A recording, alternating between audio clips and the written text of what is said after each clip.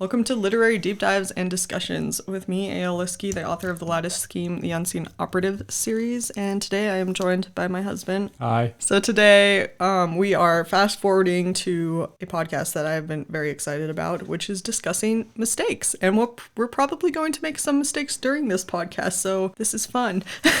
Yes. So mistakes. What is a mistake? What is your definition of a mistake, Zach? An action that does not produce the correct in your mind, the correct outcome was not achieved. Okay, it's a perception. You perceive whether or not something that you've done is a mistake or someone else has done is a mistake, intentional or unintentional. Okay, so there's a criteria there based off of your own perception being the foundational standard. Yes. Interesting. Because if you stop caring about quality, there's less mistakes. If you care more about quality, there's more mistakes because you notice more things that don't align with that quality. For example, at my job, we stack boxes and we put them on a pallet and we put them in a trailer and we ship them off to stores across the U.S.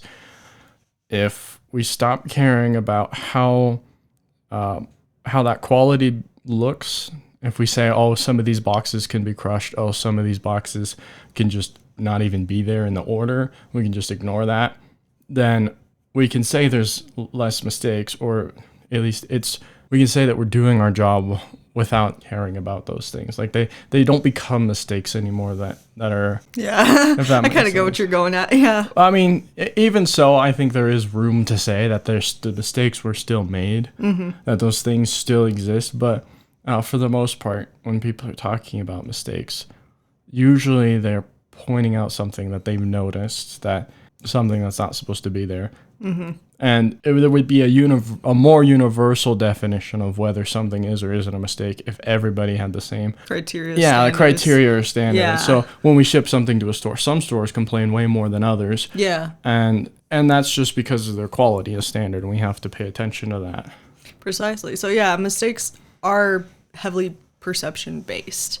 Yes. And there's always a slight comparison factor there. There's some criteria that you're weighing things against of how things should be, how things are, etc. So mistakes are very much a perception of reality. So when I was thinking about mistakes today, my first thought was, what's the difference between a mistake and an accident?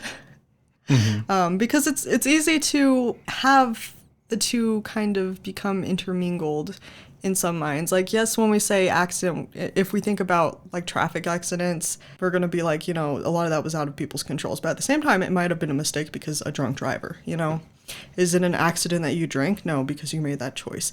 So therefore, what is a mistake and what is an accident? So I looked it up because I like to be firm on my definitions. Accidents are unexpected, unplanned events that are completely out of your control. Mistakes are wrong or misguided action, judgment, or decision. So the key difference being intention. Accidents are 100% out of control, whereas mistakes can cause them, but not vice versa. Mistakes stem from conscious, either thought or action, whether direct or indirect or uninformed. Or even unwilling to be informed. I say a lot of us make mistakes because we are ignorant or uninformed. To a point anyhow. Sometimes it's because we don't want to be informed because we'd rather just stick to our own perceptions. But the point being that mistakes have something to do with intention, which is kind of what you're describing, especially when you're describing like the quality. If you're perceiving there's a quality in how we do this, you're intending to meet that quality standard. Why mistakes are a topic today is because of a theory in the Lattice Scheme that Detective Granger brings up. We will get to that, but first we're going to have a little precursor discussion on the treatment of mistakes, because that's heavily what the theory is about, how we treat mistakes or how mistakes are dealt with as a society, as families, as individuals, etc. So there are kind of different camps that we all spend time in for mistakes. So for example, we may see mistakes as intentional maleficence against us, and that's what we call the egocentric camp. We might see mistakes as learning opportunities, which is the educational camp. We might see mistakes as signs of competence or intelligence, which is the judgmental camp. We might see them as fate or the universe putting us in place or even depicting our value, which is the predestination camp.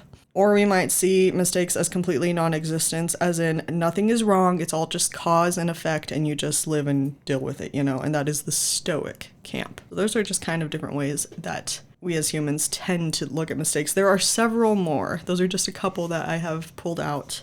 But where do these camps come from? Where do these perspectives all stem from? Because everything that we're studying and exploring in the Lattice Scheme comes down to a microscopic micro level, and it comes from the early years of our lives. Just like talking, we learn by observation, hearing, seeing, interacting, those sorts of things. So exposure to sources such as our caregivers, which is namely our parents, our teachers, our classmates, our peers. So those are the number one source that we get these different viewpoints of mistakes from. And those first impressions that we get in life determine whether or not we see a mistake in this certain camp. And then of course it will change as we grow, but those initial ones are mostly what we hold on to for a good portion of our lives. And then the next sources would be circumstantial verities, things that change, like vicarious learning. You might be in a certain camp of thinking, mistakes are a growing experience until you're in a grocery store and you see a child make a mistake, knock something off a shelf, and the parent just completely loses it at them. And suddenly mistakes are in a different camp. Suddenly they're not okay. So those are different ways that mistakes come to us. And so part of my degree, my bachelor's degree, dealt with human development, family sciences, with an emphasis on intimate relationships and interpersonal relationships. So that's everything from parent-child relationships, peer-to-peer relationships, adolescent relationships, romantic relationships, etc. We study all of those things. And there are 4 types of parenting that are examined in here, which I think are very prevalent to how we view mistakes, especially how it's affected my life. So I think this is very prevalent to your life as well, Zach. The first kind of parenting style is called authoritarian. This kind of parenting style is when you have a high measure of love towards your children, but also high expectations. So in this kind of parenting, mistakes are usually seen as growth opportunities. They want to educate you, help you, they nurture you to grow, but they expect you to have an intention to grow from mistakes. If that makes sense. Like they're evenly weighted. Then there's authoritative parenting, where there's a lot of high expectation, but very low love. So it's all about, you need to meet this status, and if you don't, well, shame on you. In that kind, you might see more of like the judgmental camp. Mistakes determine your worth, determine how intellectual you are, how competent you are. Then there's permissive parenting, which is when it's kind of a free-for-all. This is not the same as helicopter parenting. That kind of balances in between permissive and authoritative. But permissive parenting is more like the child is the parent is a friend. So there's high love and low expectation, or just, expectations are just not even communicated. They're just kind of everywhere. So kids just roam wild. Mistakes are whatever the kid learns from secondary resources, because the parent, they don't exist. Stoicism or whatever, like it's just there. And then there's the negligent parents who have no structure and no love. They just are not there whatsoever. And so again, mistakes learned in this kind of parenting style are just going to be from secondary sources, peers, etc. So just kind of looking at mistakes in that, like for my own life, my father was authoritative. My mother was authoritarian starting out. So I knew from my mom that mistakes were a growth thing. She always helped me feel loved and desire to grow from my mistakes. I have very poignant times that she really did that for me. Whereas my dad was very punitive. And so we were always walking on eggshells around him, because if you weren't perfect, if you didn't live a perfect life as a perfect daughter, shame on you. Your mistakes define you. I even sometimes for Christmas I would give him a little doll and name it his perfect daughter, and he would laugh at that. But that's literally what it was none of us could ever amount to his standards. So have you seen any examples of that in your life? Not necessarily from your parents per se, but even like teachers. But I'm pretty sure. I mean, I've definitely seen authoritative. I've seen high love, high expectations. I've seen complete negligence, low love, low expectations, no expectations at all. And they're all in various places in their lives, and some to this day had conversations with some of my childhood friends, and some of them with their like helicopter parents or other parents that are similar to that. They still don't get along, or they don't even talk anymore. It's one of those things where there's quite a bit of manipulation and quite a bit of like that walking on eggshells. Mm-hmm.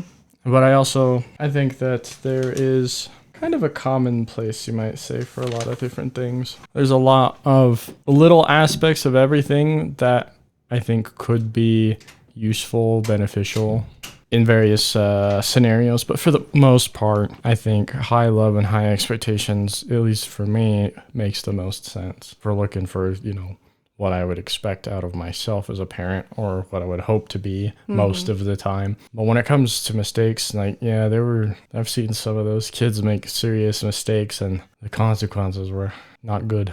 Yeah. But then also like their perspectives on it. Like I've known several individuals that have also had abusive parents or have just had authoritative parents. My high school best friend, her mom was very authoritative. So high expectation, low love. And kind of like you're saying, Zach, she does not get along well with her mother.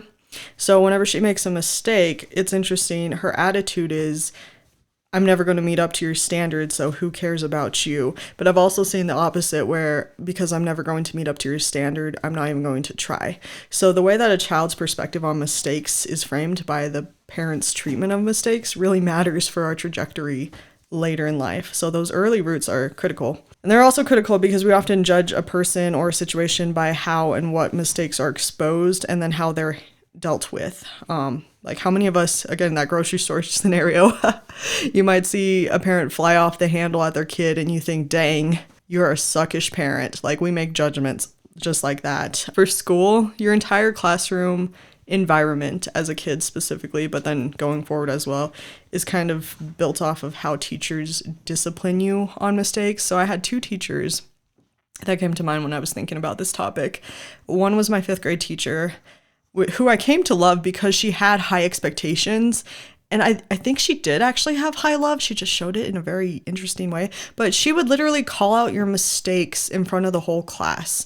And as an introvert of the time, I've talked previously about my, suddenly I can't remember what it's called. Well, I had not a disability. I had a condition when I was younger where I was unable to speak in public places. So just referring back to that, it'll hit my head again. I can't believe I can't remember it right now, but I couldn't talk much. So she called my mistakes out in front of the class. What had happened was I knew she called mistakes out. And one time I forgot to pick up my 50 in a minute. It was a little math equation thing we did where you would have 50 math problems to solve in a minute. It was somewhere in my desk. My desk was a mess. I was not organized back then. And so I was the only one sitting there not doing it. Don't know why I didn't think about pulling out a random piece of paper and seeing that she wouldn't notice that, but I didn't. So I was sitting there, no paper. She called me out in front of the class, and what did I do? I started crying. So she called me out even more. Later, she took me out of the classroom, talked to me, etc. But the point was, the classroom didn't feel safe to me anymore because my mistake was so exposed. So walking on eggshells. And then my 6th grade teacher was complete opposite. He was... I honestly, to this day, I have no clue what the classroom rules were or expectations were. There were rules, but not really expectations. I wasn't sure how to excel in that class. I wasn't sure how to not excel in that class. He was just kind of like showing up. Our class knew more about his personal life than we probably should have. And I really didn't learn much that year. So my expectations, the way mistakes were seen in that classroom was a free-for-all, whatever goes. Who cares if you screw up, because you're going to be treated the same at the top as the bottom kind of thing. So we judge those situations, our safety, our ability to excel in certain programs, jobs, situations, scenarios, friendships, etc., because of the way that we view mistakes being dealt with or treated. Just came to my mind. Romantic relationships specifically also are heavily impacted by this. If, for example, again, going back to my father being authoritative, because my dad was always so hard on my mistakes, when I got married to Zach, I expected, and sometimes I still expect because it's a trauma thing in me, it's a mark in me, I expect him to kind of fly off the handle when I screw up, or, you know, when I somehow fail an expectation, even if it's one that I wasn't aware that he had of me. Like it's triggered in me. So I have times that I feel like, oh, I'm unsafe, even though the reality is that my husband is nothing like my father. He's definitely more authoritarian, not authoritative, when it comes to the mistakes view. So yeah, it impacts your romantic relationships. Some people can really struggle with that. Did I ever tell you about that Spanish teacher? I always liked and enjoyed a lot of my teachers, but there was one teacher I had. There was a Spanish class. It was a required class, and she was the only Spanish teacher.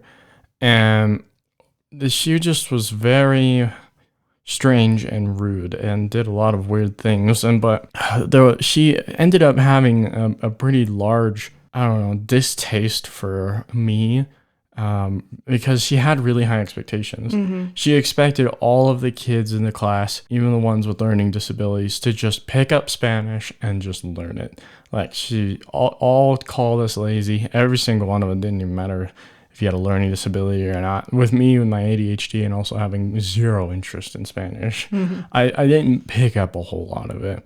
The little bits that I do know, I've learned over the years and kind of remember from Spanish, other Spanish teachers, when I was in high school.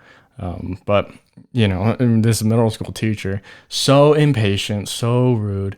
One time, a classmate dropped a pen during a test, and they tapped my shoulder. And they're like, "Hey, can you get that?" Because it was underneath my foot. Yeah. I pick up the pen, I hand it off. She turns around the moment I'm handing off the pen to the student, and she just yells at me, takes me out in the hallway, yells at me even more, and then yells at me for crying because I couldn't.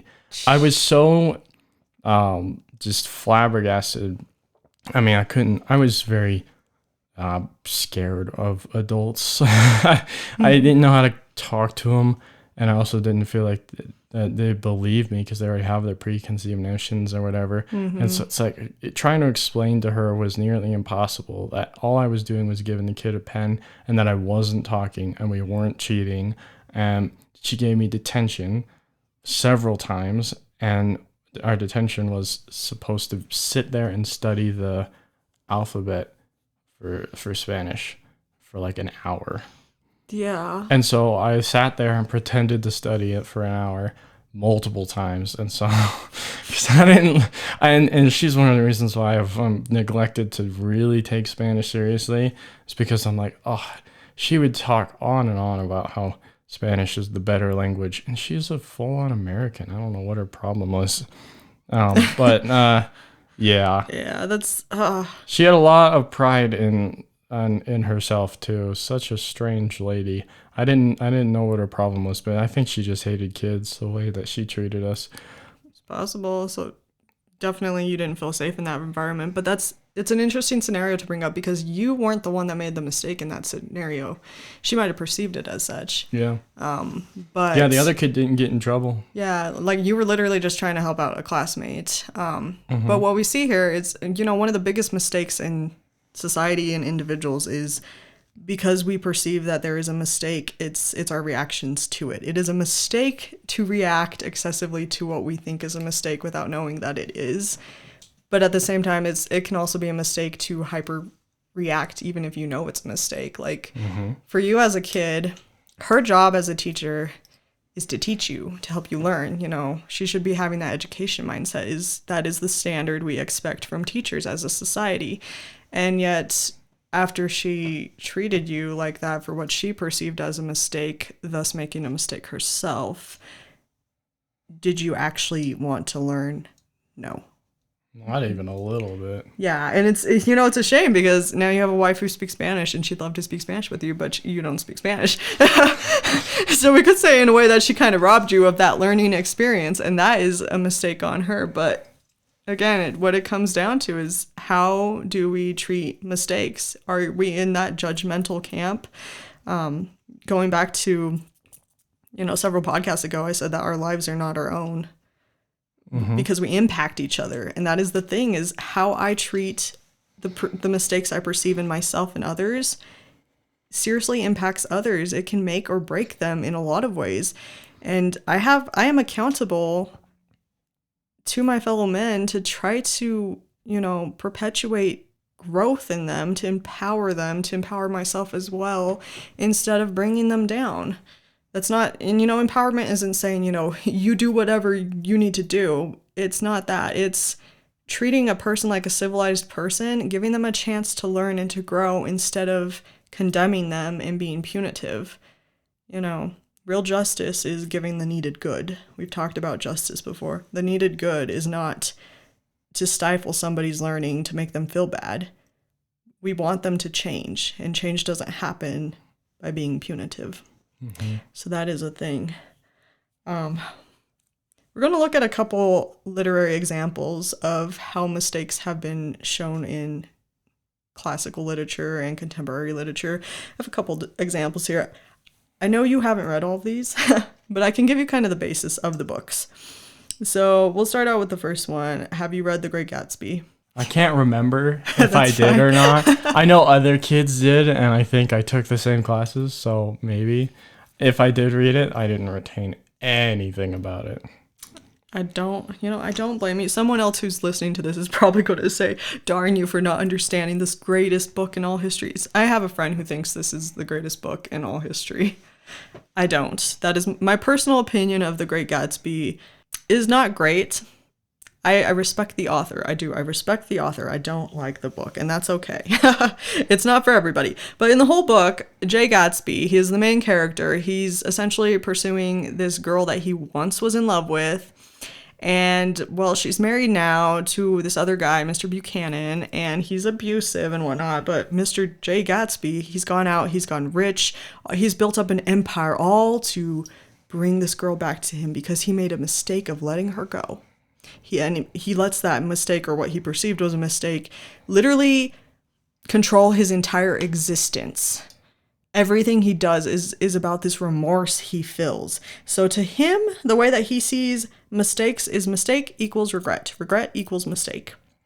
Now, regrets do not equal mistakes. They are often come because of mistakes, but they only come because we hold onto mistakes. And, allowing it to rule your life, not letting it go, that kind of drives you to a madness. Mm-hmm. So that is one literary example we see that, Gatsby was in, I'm not even sure which camp I would put him in.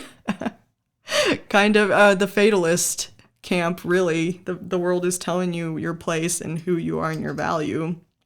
Definitely that one. Another example, Macbeth. You know Macbeth, do you?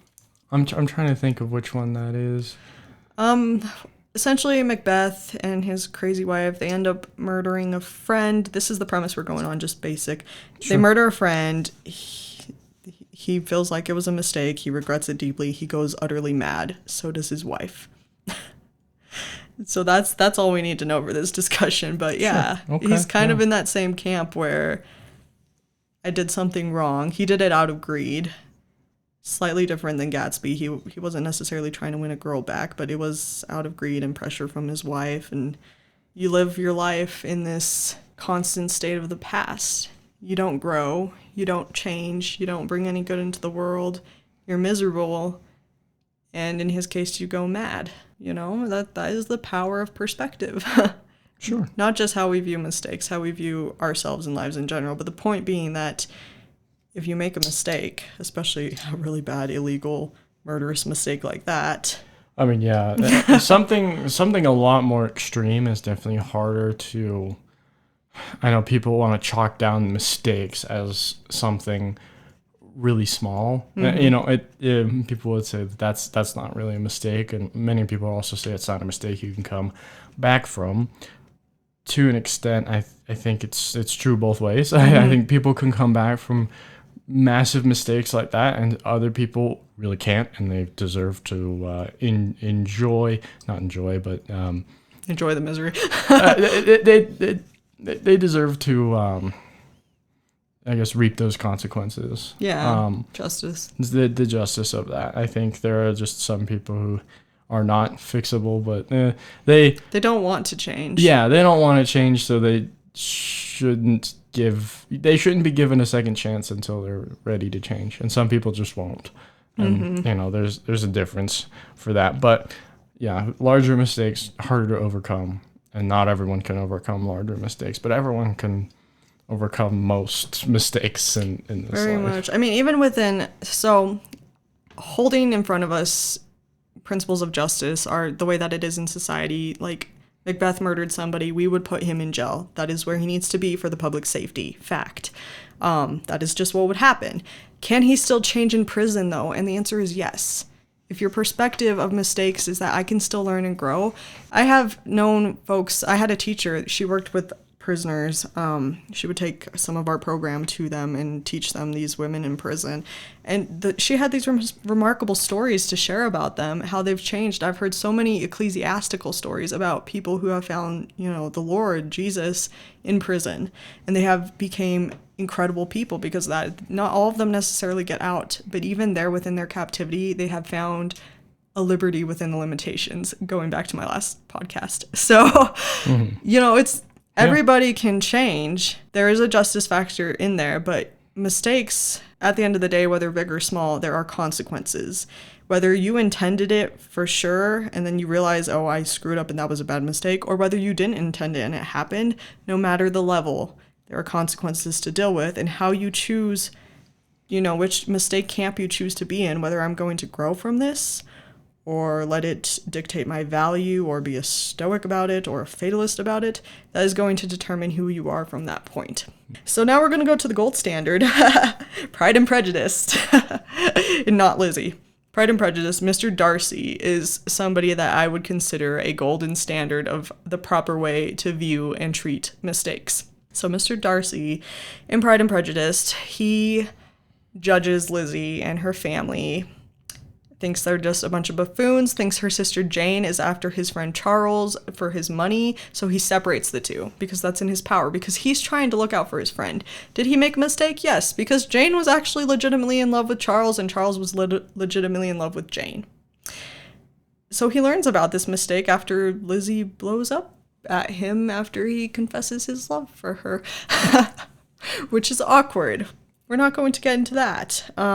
But he goes out of his way to fix that mistake. Likewise, this man who was once a half-brother to him, Wickham, is going around taking advantage of women, one of which ends up being Lizzie's sister. Darcy goes out of his way, without necessarily telling the whole family, to get that whole situation fixed, to get Mr. Wickham from, to prevent him from ever really necessarily harming girls again. He pretty much gets Lizzie's sister hitched with him because the politics back then, the sister would be ruined if she wasn't married. So, sticky stuff. But the point is, he fixed it. He went out of his way to fix it. He went out of his way to fix a lot of things, even knowing at that point that the woman that he loved was never going to forgive him in his sight.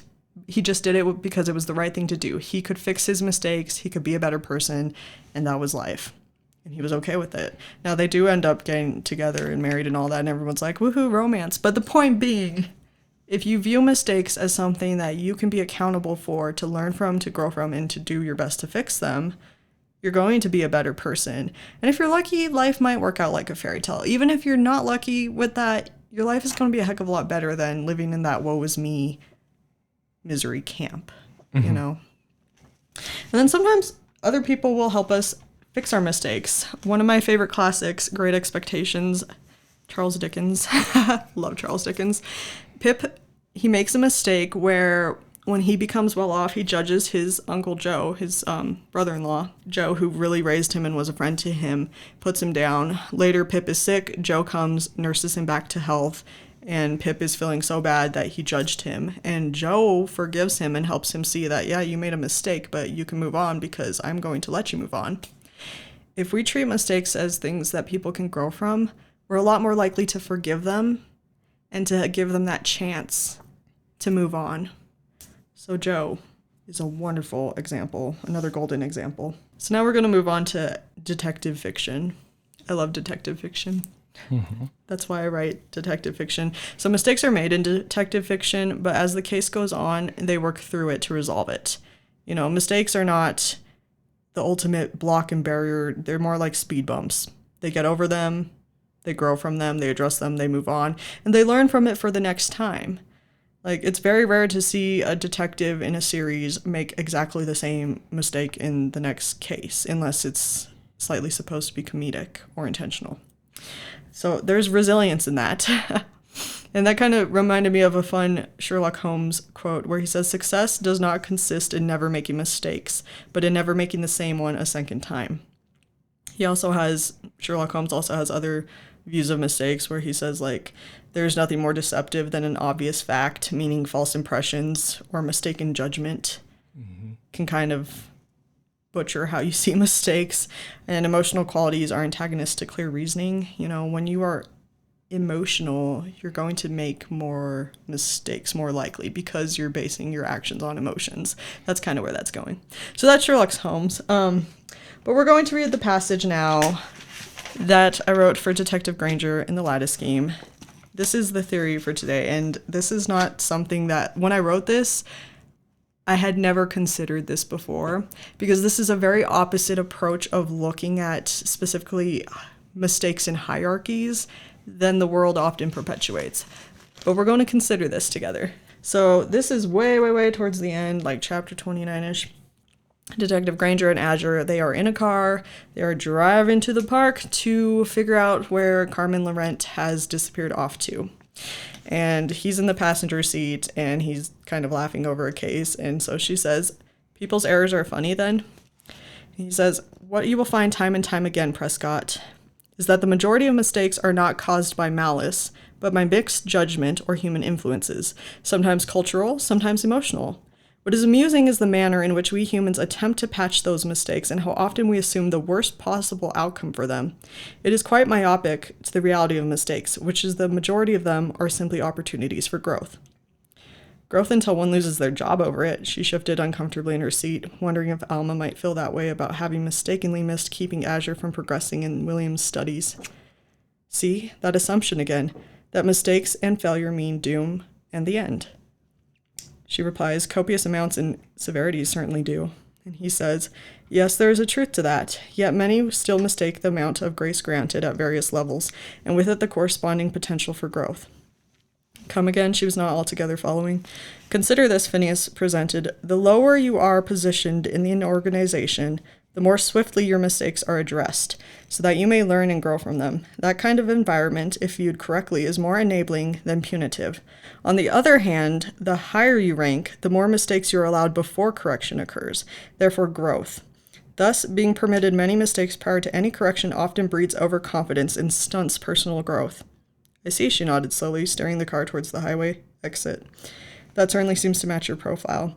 Phineas laughed again, now closing the laptop and putting it away. "Then I'm in a few mistakes position?" she asked.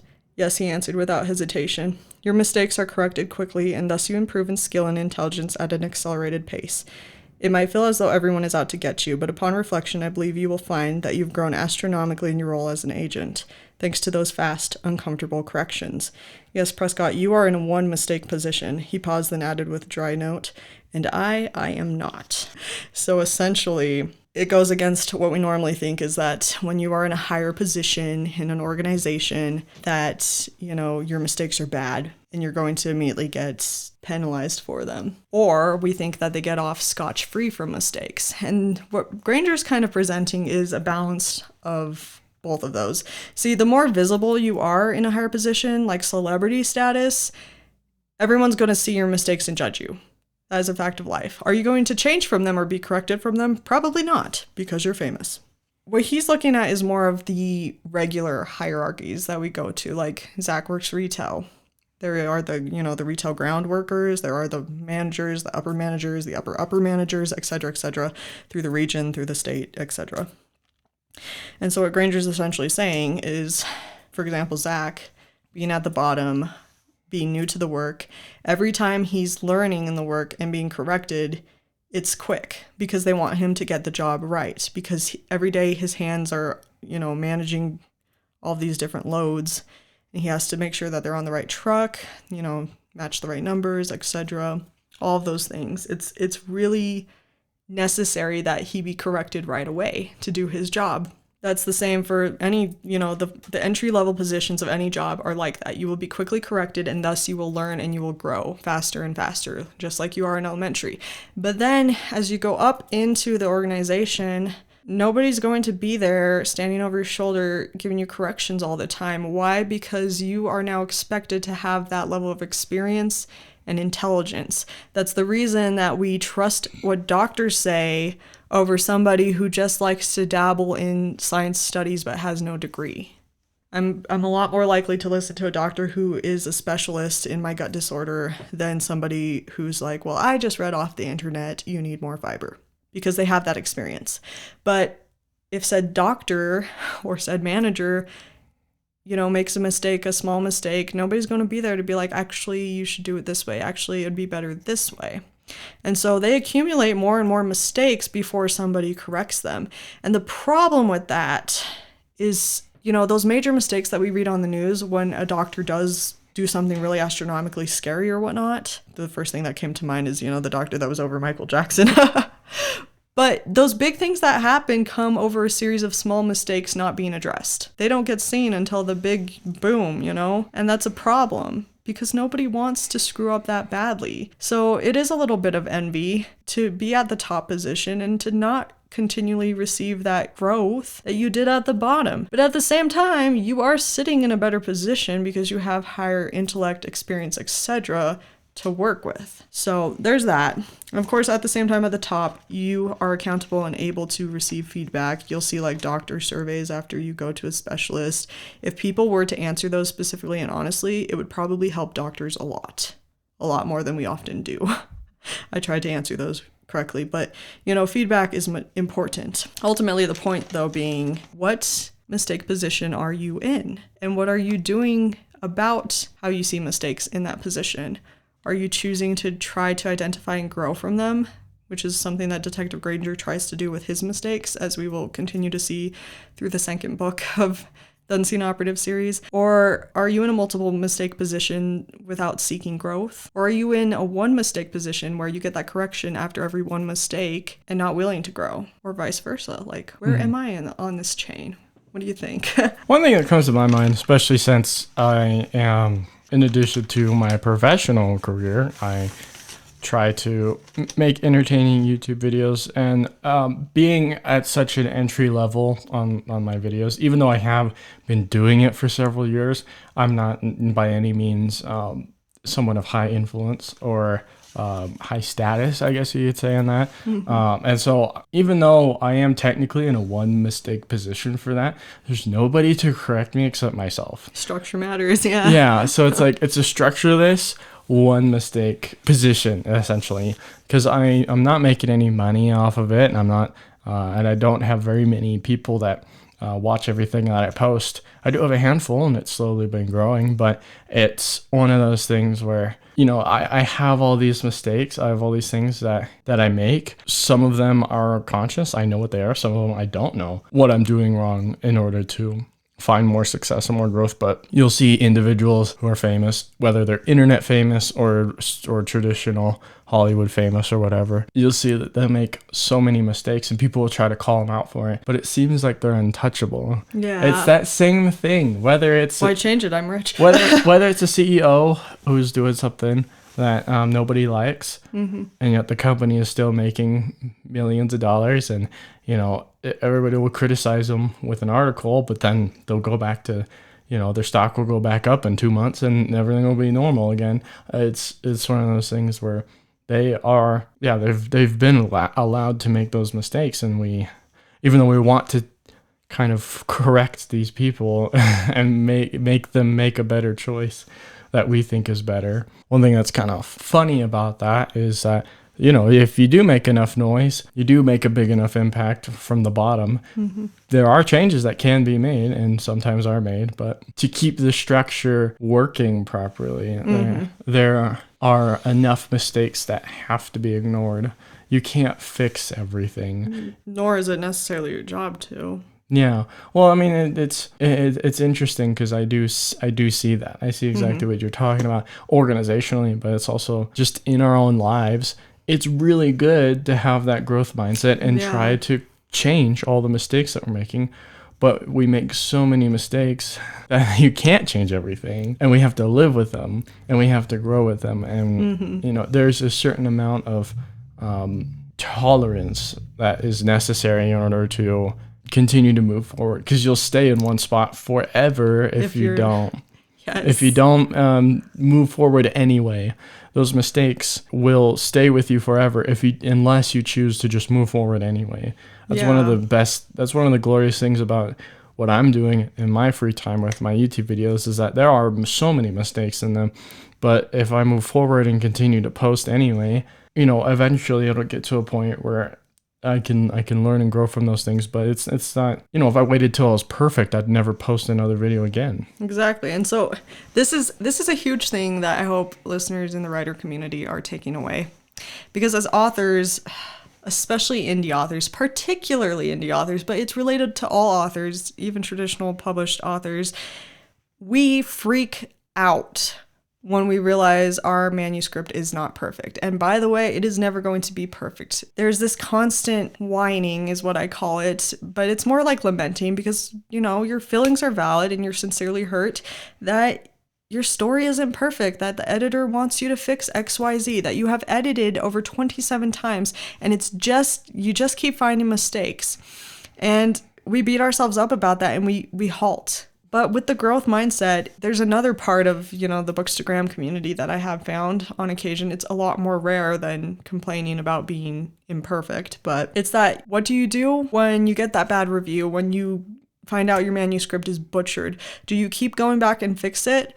Well, you can and you should to a point. Like, definitely give it the best attention you can to make it the best you can. I'm huge about quality. Like, as authors, we should be growing and learning how to develop proper grammar. Don't just put a book out there and leave it there if it's literally not as great or even half decent. Fix that. But don't stop writing is the thing. Don't spend your entire life trying to get that pinnacly perfect before you start writing again. You got to move on from these things and you've got to keep writing. Otherwise, you will never learn. You will never grow. My mother-in-law, she's a New York bestselling romance indie author. And so when I was publishing my first book, she's so great. there was, butchered stuff with editing and whatnot. We've had to go in and fix the Lattice Scheme several times. You will probably see on Goodreads that there's like 7 editions, because there are. And I will tell you that there are still 2 mistakes that I am blatantly aware of in there that I'm not going to go back and fix. There's a missing end quotation mark at one part, and one person's name has extra letters in it at one part, and I know the exact page numbers, but I'm not going to fix it because I have already fixed it sufficiently that it is still a 5-star book without me doing that. But if you treat your books with the quality they deserve, you go back and you fix them the best you can, it's time to let it go and move on. It's time to improve from what you've been learning from the fixes you've made. Take that endurance and move on. And you will be stronger. You will be a better author. You will put out better work. Critics are always going to come. Yeah, I have pure 5-star reviews right now. I will not always. In a month, I could have a 1-star review, and that's fine. It's like Zach was saying, you have to kind of just grit through it, tolerate it, and move forward. And again, back with like Macbeth thinking, if you had a mistake in the past, don't be a Gatsby, don't be a Macbeth, don't keep living in the past. Be a Mr. Darcy, move forward. Be like Joe, move forward. Be like Detective Granger, move forward. Keep moving forward. Keep making yourself the next better version of you. So what are my takeaways from all this?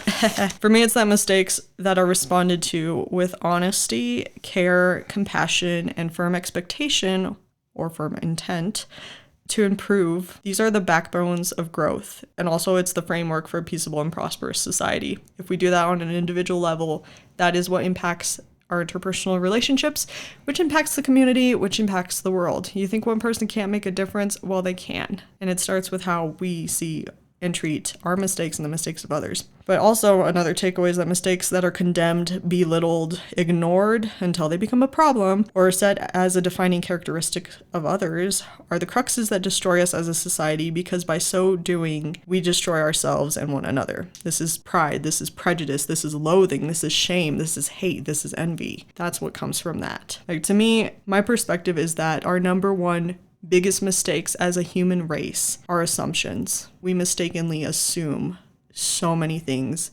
And then our second mistake is an inappropriate management of that mistake, of those assumptions. 90% of communication errors come by assumptions that are mishandled. I will argue that to my death. There's not science behind that. There's just me. I could be wrong. I don't care. That is what I've observed in life. The point being that, there are better ways, there are better camps, there are better views of how we see our mistakes. And, proper healthy ways to deal with those mistakes is, with communication, realistic, honest expectations, and also a real and honest evaluation of others. If you make a mistake and misjudge somebody because you can't see what's going on in their life, you don't understand them, be quick to communicate. Being Christian, my number one example of the best way to treat and view mistakes is Jesus Christ. And even if you're not Christian, just hear me out on this. This is a better way to treat people, is that he taught, before you publish someone's mistake or how they wronged you, take that person aside and talk to them. He said, be reconciled with your brother. That's a great way to not only to communicate, but to deal with mistakes. That gives them an opportunity to grow. That gives you an opportunity to grow. And if they still don't fix whatever they did and it was something major, you take it to the authorities that deal with that, the people that deal with that. But you did your best to address that mistake in a growth way. He never condemned people that made mistakes, but he did give that high love and high expectation. Go and sin no more. You get up from this, you move on, and I love you. This society likes to say a whole bunch of either or. You either do this, you either or that. It's but this, both, instead of both and, it's but or. You can either be loving or this. You can be this, but also you can't be that. But instead, it's, you can be loving and also be firm.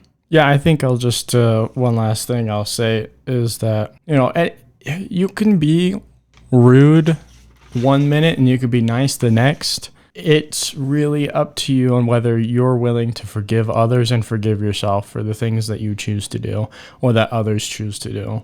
There are some things that bother me more than others, but if I can remember that everyone is just as confused and just as lost as everyone else, we're all trying to make it in this world, and some people have some very strong opinions and very strong views of things, but they're just as, wrapped around the fingers of so many influences as everyone else. We have to try and keep ourselves and others at the forefront of just remembering that we're all human, we're all making mistakes, we're all doing things, and it really doesn't matter what people do.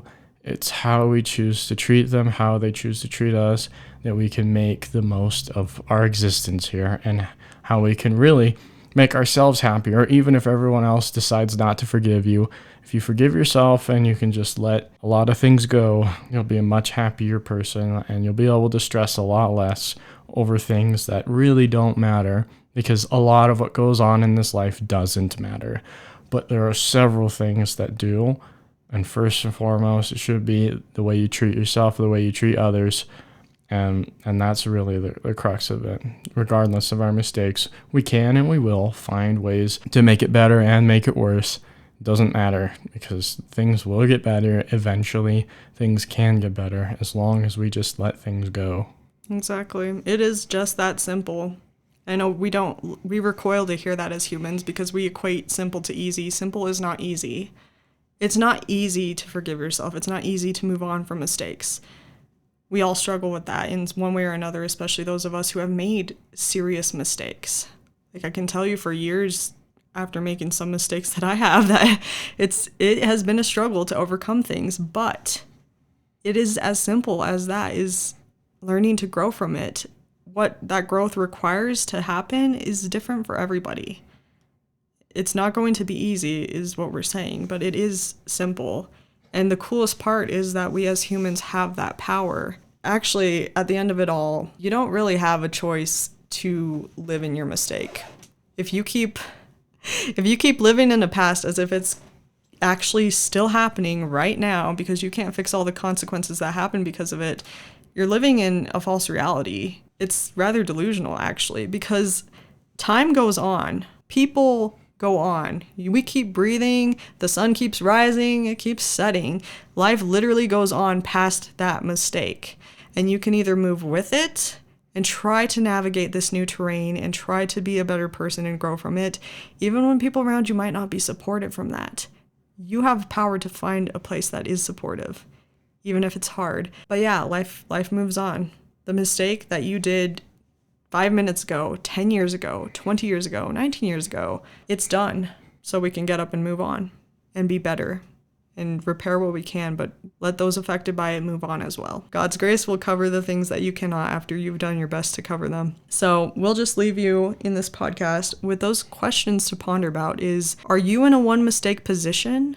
Are you in a multiple mistake position? Either way, within that position, are you taking charge of your growth mindset regarding mistakes, or are you letting mistakes rule you? So if you haven't already, we hope you will subscribe to our channel. You can pick up a copy of The Lattice Scheme. By the time this publishes, it'll probably be the last week of the sale, so please get it before the new year, and we hope to see you next week.